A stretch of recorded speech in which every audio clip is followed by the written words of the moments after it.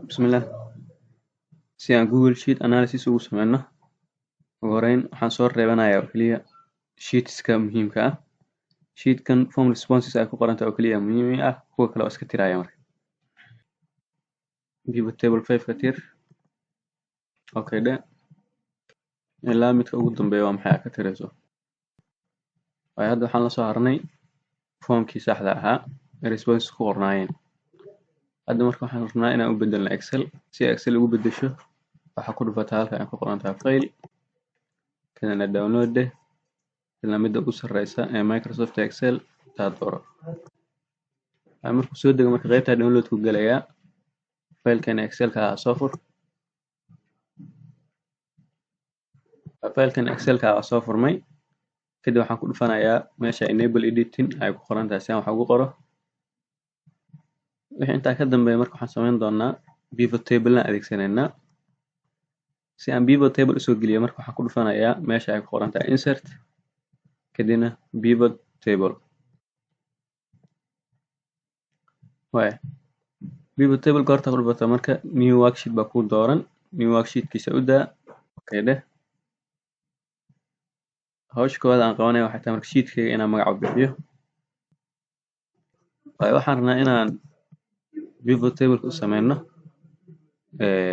midka ay ku qoran tahay for how long have you been working in the business. Marka su'aashaas aan soo koobinayaa, kadibna sheetkii cusbaa baan qaybta sare ku qorayaa.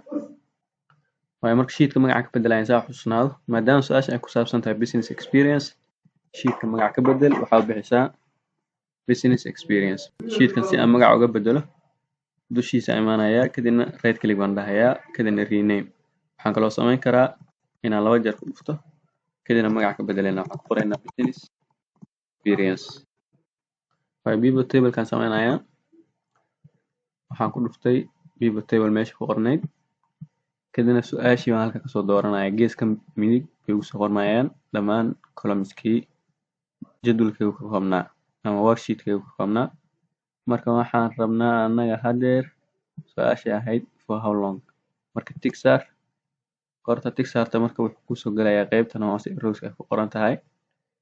Kadib isla su'aashii intaa qabato soo jiid waxaa keentaa meesha ay ku qoran tahay values. Jadwalku inoo sameeyaa hadeer magacyada sare hadaa fiiriso sax maaha, row label oo kale u qorayaa. Marka waxaan u bixinaynaa hadeer business experience oo kale.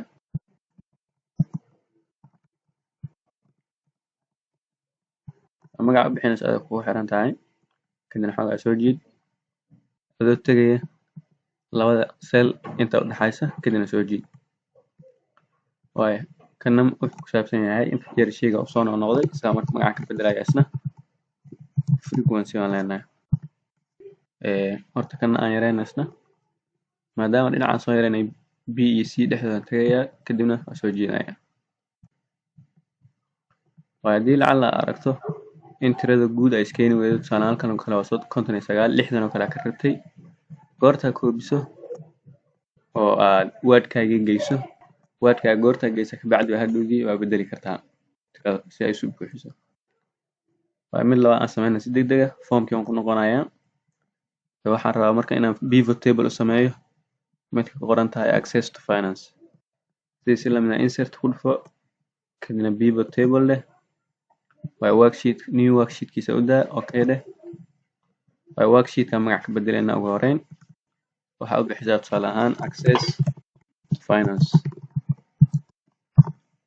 Kadibna meesha pivot table ay ku qoran tahay ku dhufo. Dhinaca midig imow. Waxaan rabaa inaan u sameeyo waa kan ay ku qoran tahay access to finance. Tick baan saarayaa. Kadibna isla isaga aan soo qabanayaa, waa soo jiidayaa, kadibna meesha values ay ku qoran tahay sanduuqaas baan ku sii dhex keenayaa. Si lamida magacyada ka bedel.